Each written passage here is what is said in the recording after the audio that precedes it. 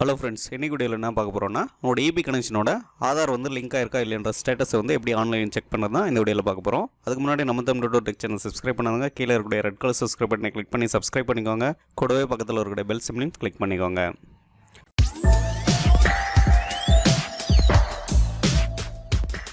So அதுக்கு first கூகுளில் போய்ட்டு tangentcode டைப் பண்ணி சர்ச் பண்ணிக்கோங்க.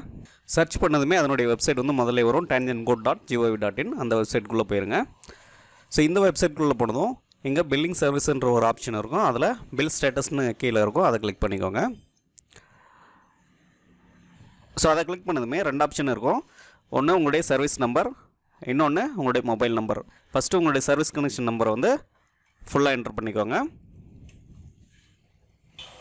சர்வீஸ் கனெக்ஷன் நம்பர் என்டர் பண்ணிவிட்டு கீழே வந்து மொபைல் நம்பர் வந்து கொடுத்துக்கோங்க. இந்த மொபைல் நம்பர் வந்து பார்த்தீங்கன்னா உங்களுடைய இபி கனெக்ஷனோட லிங்க் ஆகிருக்கணும். அப்போ தான் உங்களுடைய ஸ்டேட்டஸ் வந்து கரெக்டாக செக் பண்ண முடியும். ஸோ இப்போ மொபைல் நம்பர் வந்து என்டர் பண்ணிக்கோங்க. சப்போஸ் மொபைல் நம்பர் வந்து இபி கனெக்ஷனோட லிங்க் ஆகலைனாக்கல அது எப்படி லிங்க் பண்ணுறதுன்னு தனி வீடியோ போட்டிருக்கோம். அந்த லிங்க் வந்து டிஸ்கிரிப்ஷன் கொடுக்குறோம், பார்த்துக்கோங்க. ஸோ சர்வீஸ் கனெக்ஷன் நம்பரும் மொபைல் நம்பரும் என்டர் பண்ணிவிட்டு சப்மிட்ன்றதை கொடுத்துக்கோங்க. ஸோ அதை கொடுத்ததுமே நெக்ஸ்ட் பேஜ் ஒன்று ஓப்பன் ஆகும். இதில் வந்து பார்த்தீங்கன்னா உங்களுடைய name, address details, bill details எல்லாமே இதில் இருக்கும்.